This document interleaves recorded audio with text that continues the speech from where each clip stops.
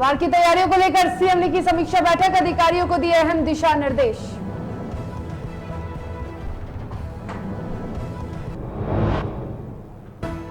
राजद के पोस्टर वार पर बीजेपी का पलटवार, कहा सरकार को लूटने वाले लोग उठा रहे हैं उंगली।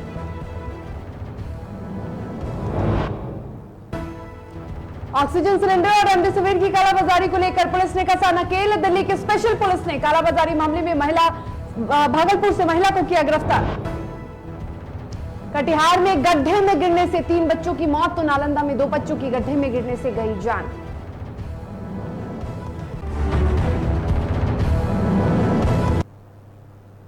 नमस्कार, आप देख रहे हैं डीटीवी भारत, आपके साथ मैं शर्मिला चौहान। खबरों की शुरुआत करेंगे और सबसे पहले बात करेंगे बिहार के मुखिया नीतीश कुमार की। रविवार को मुख्यमंत्री नीतीश कुमार ने बाढ़ की तैयारियों को लेकर वीडियो कॉन्फ्रेंसिंग के माध्यम से समीक्षा बैठक की।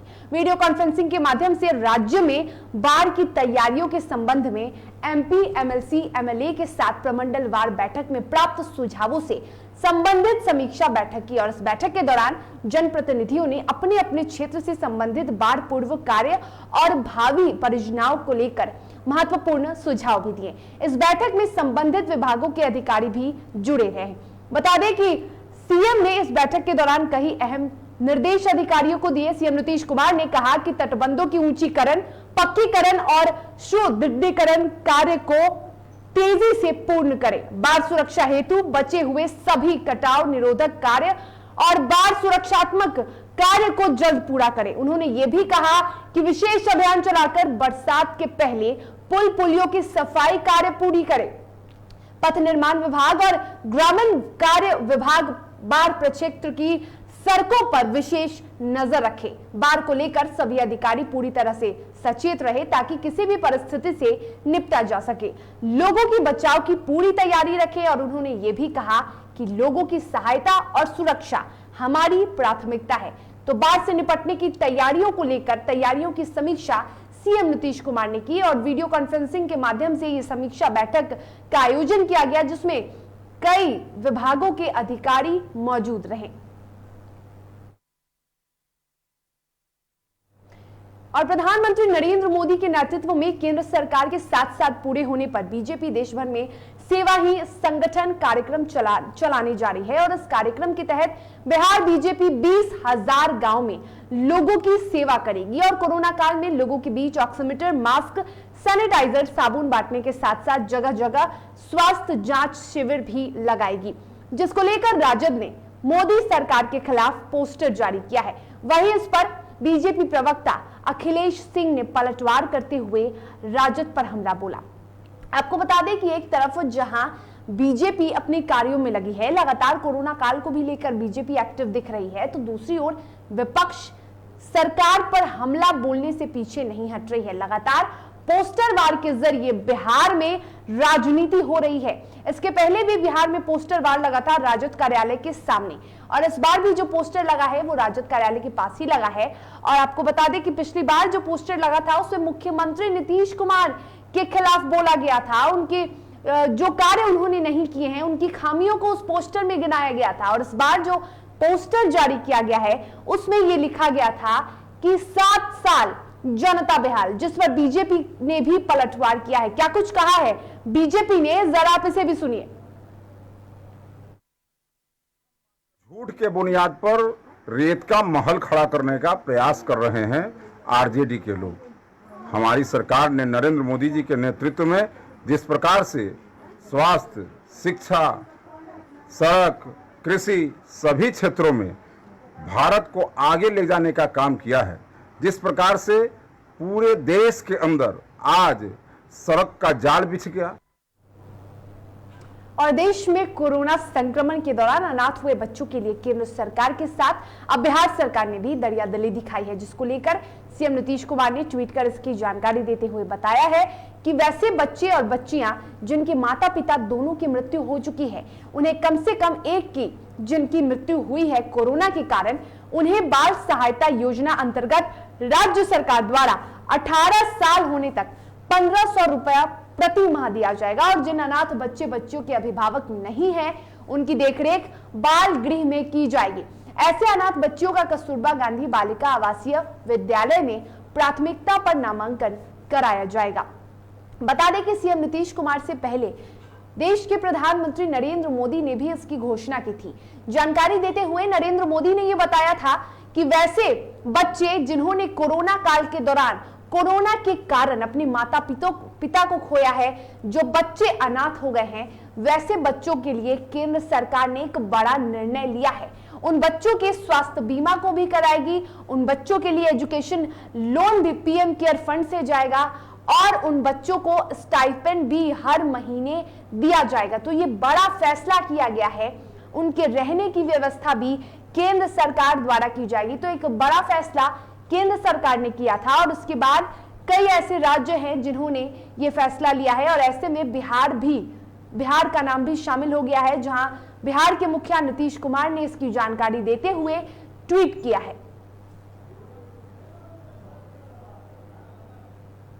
और कोरोना संक्रमण के बढ़ते आंकड़ों के बीच बिहार के पथ निर्माण मंत्री नितिन नवीन के द्वारा अपने विधानसभा क्षेत्र किदवईपुरी श्री कृष्ण नगर मोहल्ले में सैनिटाइजेशन का काम करवाया गया और इस दौरान स्थानीय विधायक और बिहार के मंत्री नीतीश नवीन के द्वारा भेजी गई सैनिटाइजेशन करने वाली खास तरह की गाड़ी ने पूरे मोहल्ले में संक्रमण से बचाव को लेकर दवाओं का छिड़काव किया। तो बिहार सरकार के पथ निर्माण मंत्री नितिन नवीन ने अपने इलाके को पूरी तरह से सैनिटाइज करवा दिया है। ये इलाका आप देख सकते हैं, इस इलाके को पूरी तरह से सैनिटाइज करवाया गया है।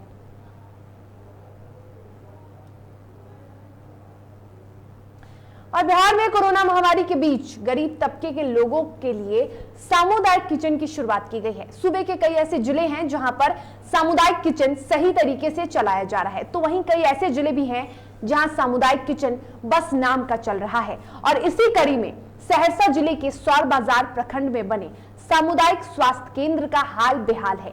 यहाँ पर ठीक से साफ सफाई नहीं होती है, हाइजीन का कोई भी ख्याल नहीं रखा जाता है, जिस कारण बीमारी बढ़ने के पूरे आसार है।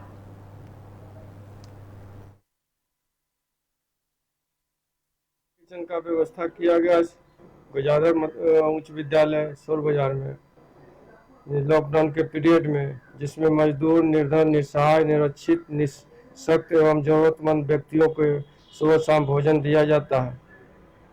भोजन में क्या सब्जी है? दाल भात सब्जी सलाद। दो टाइम में 400-450 के लगभग खाते हैं। लॉकडाउन के तीसरे चरण के अंत में राजधानी पटना के बाजारों में भीड़ देखी जा रही है। कदमकुआ के सब्जी मंडियों में लोग बिना मास्क के घूम रहे हैं। तस्वीरों में आप देख सकते हैं कि सोशल डिस्टेंसिंग की किस तरह धज्जियां उड़ाई जा रही है। और ऐसे में आप खुद सोच सकते हैं कि कोरोना को हराना कितना मुश्किल हो सकता है। गौरतलब हो कि एक और जहां सरकार लगातार जनता से कोरोना गाइडलाइन का पालन करने की अपील कर रही है, तो वहीं दूसरी ओर इस तरह की लापरवाही कहीं से भी मुनासिब नहीं है। और इस तरह की लापरवाही से किसी भी तरह हम कोरोना से नहीं जीत सकते हैं, बढ़ते संक्रमण पर काबू नहीं पा सकते हैं। तो तस्वीरें राजधानी पटना की हम आपको दिखा रहे, देखिए किस तरह से बाजारों में आम दिनों की तरह भीड़ लगी हुई है, जैसे कि कुछ हुआ ही ना हो। एक तरफ जहां कोरोना जैसी महामारी फैली हुई है, कोरोना का प्रकोप अब भी जिले में, अब भी राज्य में बरकरार है, और ऐसे में थोड़ी सी भी लापरवाही खतरा बन सकती है। जरा सी भी लापरवाही संक्रमण को बढ़ावा दे सकती है, लेकिन लोग नहीं मान रहे हैं। राजधानी की सड़कों पर खुलेआम लोग घूम रहे हैं। कई लोगों ने तो सोशल डिस्टेंसिंग की धज्जियां उड़ाई, तो कईयों ने तो मास्क पहनना भी मुनासिब नहीं समझा। हम लोग का रोजी रोटी में बहुत धक्का पड़ रहा है, झटका पड़ रहा है। जो चाहिए भरपूर कमौनी नहीं है। 1 घंटा 2 घंटा बेचते उससे पेट भरेगा हम लोग के बाल बच्चा का, कि बाल बच्चा मेरा भूखे रहेगा। और सरकार कैसा है कि इसका देखने वाला कोई चीज़ नहीं है कि क्या हो रहा है। सरकार इसका निगरानी न करना चाहिए। हम लोग के न राशन कार्ड है न कुछ है। और दिल्ली पुलिस की स्पेशल सेल ने ऑक्सीजन सिलेंडर और रेमडेसिविर इंजेक्शन की कालाबाजारी को लेकर भागलपुर में एक महिला को गिरफ्तार किया है। गिरफ्तार महिला को जिले के व्यवहार न्यायालय में पेश कर ट्रांजिट पर लेने की प्रक्रिया को भी शुरू कर दिया गया है। महिला की पहचान सरिता देवी के रूप में हुई है, जो कि मजदूरी का काम करती है। दिल्ली साइबर सेल के सब इंस्पेक्टर करणवीर ने बताया कि 1 महीने पहले एक व्यक्ति ने दिल्ली में ऑक्सीजन सिलेंडर और रेमडेसिविर दवा की कालाबाजारी को लेकर लाखों रुपए की ठगी करने का मामला दर्ज कराया था, जिसके बाद दिल्ली पुलिस की जांच में यह पता चला कि आरोपी महिला सरिता देवी के खाते में पिछले 3 महीने में करीब 90 लाख रुपए का ट्रांजैक्शन हुआ है और इसी की खोजबीन में दिल्ली पुलिस की स्पेशल टीम जुटी हुई थी और आखिरकार महिला को कालाबाजारी के आरोप में गिरफ्तार कर लिया गया।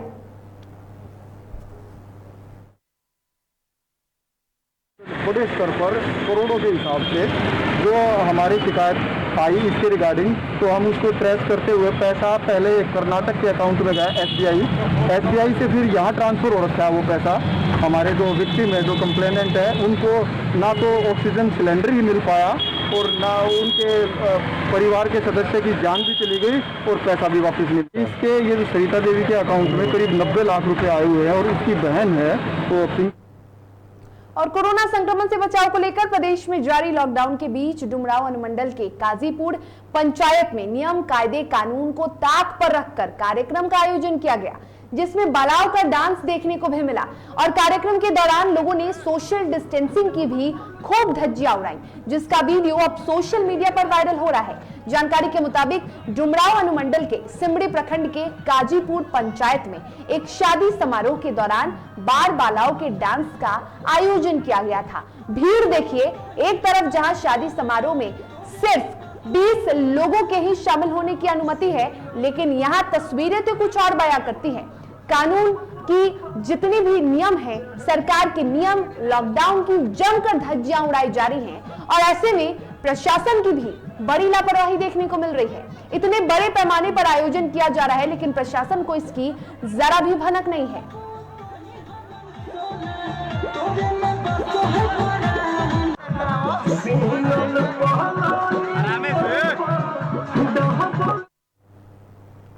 और नालंदा में बेखौफ अपराधियों का तांडव जारी है।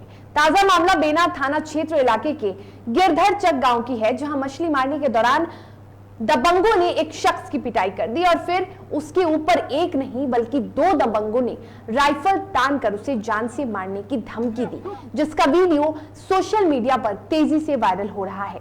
इस संबंध में वेना थानाध्यक्ष ने कहा कि उनके संज्ञान में ये मामला आया है, लेकिन पीड़ित के द्वारा उनके पास कोई भी लिखित आवेदन नहीं दिया गया है। यदि पीड़ित के द्वारा लिखित आवेदन दिया जाता है तो वायरल वीडियो फुटेज के आधार पर कार्रवाई की जाएगी।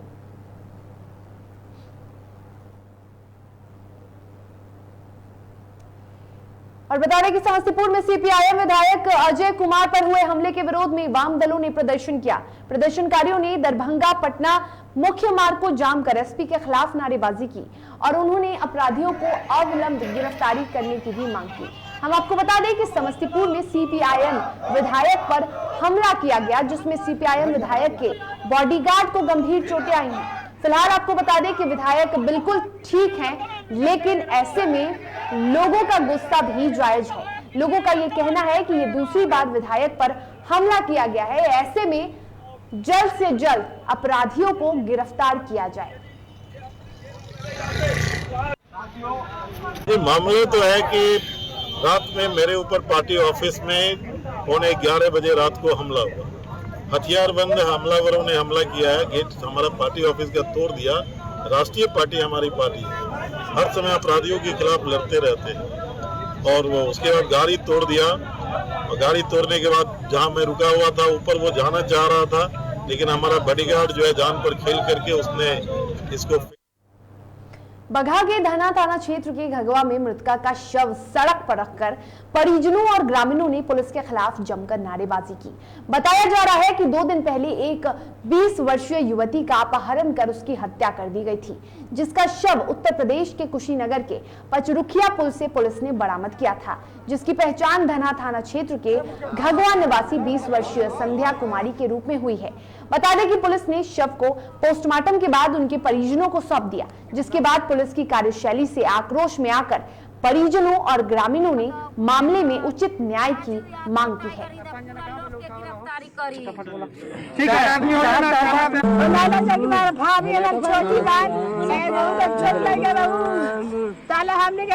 12-1 बजे करीब जब हमें बाथरूम जाए खातिर हम उठी अरे बहन के उठाई लाइट देखा लगता भूता बजब लाइट बड़ी बजे है खातिर तारा भाभी के हाथ गोर मुंह बांध के चौकी के नीचे धकेल दिया लगे ओकरा बाद से जागला खुलल लगे तब और सहरसा में दहेज लोभी पति ने दहेज के कारण अपनी पत्नी सहित मासूम बच्ची को जहर खिला दिया, जिससे मासूम की मौत हो गई। वहीं पत्नी की हालत अभी गंभीर बताई जा रही है, जिसका इलाज शहर के निजी अस्पताल में जारी है। बता दें कि घटना की जानकारी मिलते ही पुलिस ने मौके से दहेज लोभी पति को गिरफ्तार कर लिया है और मामले की जांच में जुटी है।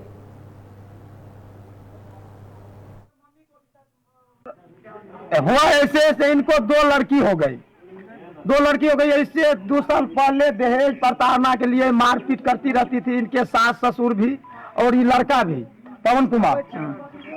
हम लोग आए 4-5 महीना पहले यहाँ के ग्रामीण मुखिया और समाज के साथ बैठकी किए, पंचायत में मिलाए जुलाए, बोला ठीक है आज से ऐसा नहीं होगा। और नालंदा जिले की पावापुरी ओपी थाना क्षेत्र में गड्ढे में गिरने से 2 बच्चों की मौत हो गई। बताया जा रहा है कि दोनों बच्चे खेलने के क्रम में 8 फीट गड्ढे में डूब गए, जिससे दोनों की मौके पर मौत हो गई। घटना के बाद मौके पर पहुंची पुलिस ने दोनों बच्चों के शव को कब्जे में लेकर पोस्टमार्टम के लिए सदर अस्पताल भेज दिया है, जहां दोनों का पोस्टमार्टम कराकर शव को उसके परिजनों को सौंप दिया गया है। वहीं अंचलाधिकारी ने परिजनों को आपदा के तहत आर्थिक सहायता देने की बात कही है। रास्ते में चल गया, देखने नहीं सके, थोड़ा देर में तुरंत चल गया, डूब गया। और कितना उम्र था, क्या नाम था उसका? रंजीत राम। रंजीत राम? हाँ रंजीत राम। आपका घर कहाँ है? मेरा घर कुकुरे जोभी टोली। हाँ? कुकुरे जोभी टोली। बेगूसराय के गड़हरा में आग में झुलसकर एक वृद्ध महिला की मौत हो गई। वहीं घर में सो रही 3 महिलाएं और एक किशोर बुरी तरह से झुलस गए, जिनका इलाज सदर अस्पताल में जारी है। फिलहाल आग लगने का सही कारण अब तक नहीं पता चल सका है, लेकिन परिजनों ने गांव के ही कुछ लोगों पर आग लगाने का आरोप लगाया है। फिलहाल पुलिस पूरे मामले की जांच कर रही है।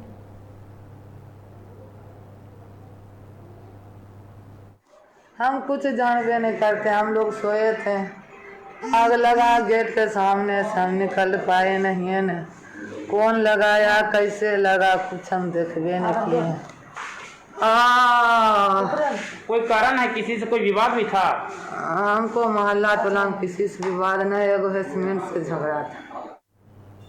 और गया के गरुआ थाना क्षेत्र नदियान गांव के पास एक खड़े बोलेरो ने टेम्पो में टक्कर मार दी, टेम्पो ने टक्कर मार दी, जिससे एक महिला का पैर कट गया, तो वहीं एक व्यक्ति घायल हो गया। मौके से टेम्पो चालक तो फरार हो गया, लेकिन स्थानीय लोगों की मदद से शेरघाटी अनुमंडलीय अस्पताल में दोनों को इलाज के लिए भर्ती कराया गया, जहां उन्हें प्राथमिक उपचार कर गया मेडिकल रेफर कर दिया गया है।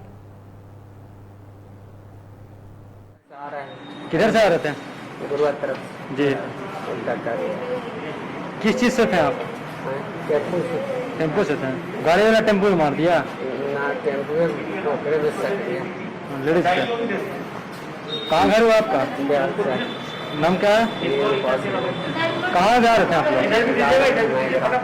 गुरुआ से?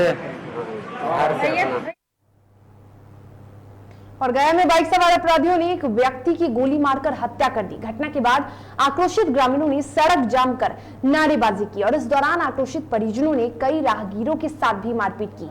घटना जिले के डुमरिया थाना क्षेत्र की है। बताया जा रहा है कि मृतक नक्सली नेता गौतम पासवान का भाई था।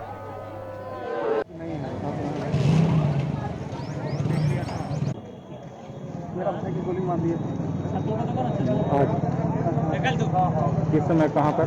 7 बजे मारा है। मेरे सरकारी एक तालाब था, लाइटिंग करने के लिए गए थे, वहीं पर ही मारा है। कितने लोग आए थे? 4 आदमी मारे थे।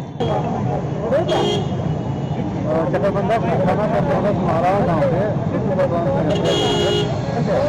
लोगों द्वारा गिरफ्तारी को लेकर के और सुरक्षा के संबंधित मांग उठा करके यहाँ रोड जाम किया गया था। लोगों को आश्वासन दिया गया है कि गिरफ्तारी की जाएगी। नालंदा के भागन बिघा ओपी के तूफानगंज में सिरफिरे प्रेमी ने नवविवाहिता को उसके पति के सामने गोली मारने के बाद खुद को भी गोली मार ली। घटना में महिला की मौत हो गई, जबकि घायल युवक के इलाज के लिए नजदीकी अस्पताल में भर्ती कराया गया। 26 मई को ही रहुई के शाहपुर गांव में महिला की शादी हुई थी। रविवार को ससुराल से पति संग वो मायके जा रही थी, तभी उसकी हत्या कर दी गई। मृतका की पहचान शबनम के रूप में हुई है।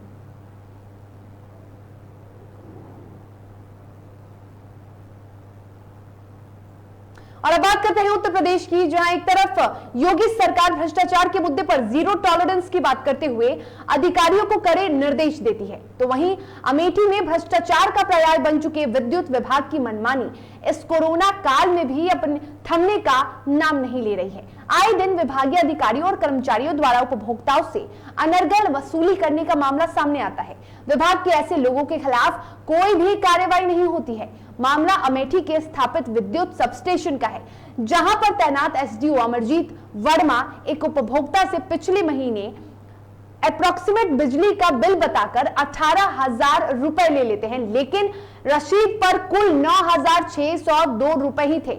जब पीड़ित ने इसकी शिकायत की तो एसडीओ ने उन्हें बाकी रुपए देने का आश्वासन तो दिया, लेकिन 2 महीने बाद भी पीड़ित को अब तक रुपए नहीं दिए गए।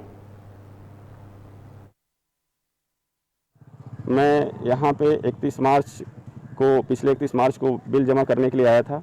उर्मिला देवी के नाम से हमारा बिल था और हमने 18,000 रुपये एसडीओ साहब को दिया। उन्होंने कहा कि आप लमसम 18,000 दे दीजिए, जो भी आपका बकाया होगा वापस हो जाएगा, शेष छूट के साथ जमा हो जाएगा बिल। 18,000 हमारे देने के बाद जो है 2 महीने तक वो दौड़ाते रहे, कोविड-19 का बहाना करते रहे, कहे कि कोविड-19 है, अभी बाद में आ जाइएगा कल। और मोदी सरकार के 7 साल पूरे होने के अवसर पर सेवा ही संगठन अभियान के तहत गांव-गांव में सेवा कार्य करते हुए मास्क सैनिटाइजर का वितरण किया जा रहा है। और इस दौरान गोड्डा से बीजेपी सांसद निशिकांत दुबे ने जरमुंडी प्रखंड के गिधनी गांव पहुंचकर लोगों के बीच मास्क, सैनिटाइजर और भोजन वितरित किया। इस दौरान उन्होंने हेमंत सरकार पर हमला बोलते हुए कहा कि कोरोना संक्रमण से लोगों को बचाने के लिए केंद्र सरकार द्वारा भेजे गए वैक्सीन में राज्य सरकार ने भारी गड़बड़ी की है। उन्होंने बताया कि गरीबों को मिलने वाला टीका अमीरों को दे दिया गया है।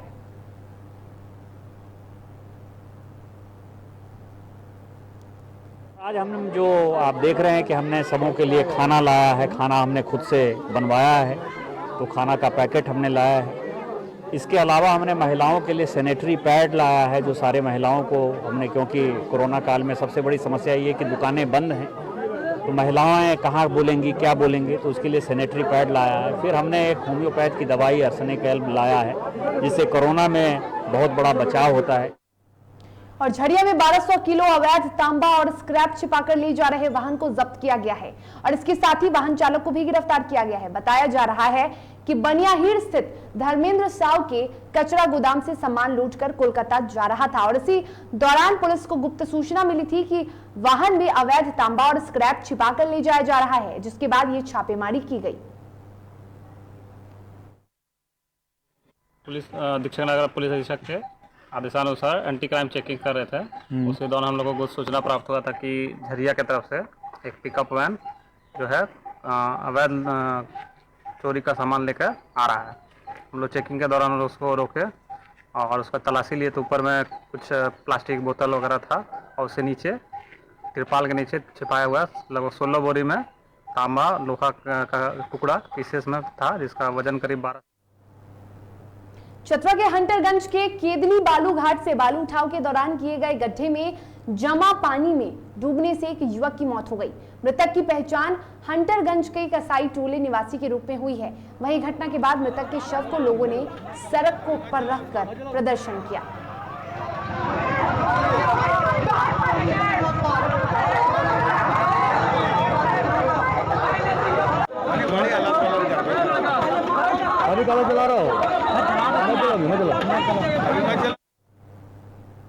और इसी के साथ बुलेटिन में फिलहाल इतना ही, लेकिन डीटीवी भारत लगातार आपसे अपील कर रहा है कि आप भी कोरोना के कहर को देखते हुए सावधानी बरतना ना भूलें। लापरवाही बरतने से संक्रमण पर खतरा और बढ़ सकता है। संक्रमण पर काबू पाने का एकमात्र उपाय है सावधानी बरतना। तो स्वस्थ रहिए, सुरक्षित रहिए और देखते रहिए डीटीवी भारत। मुझे दीजिए इजाजत, नमस्कार।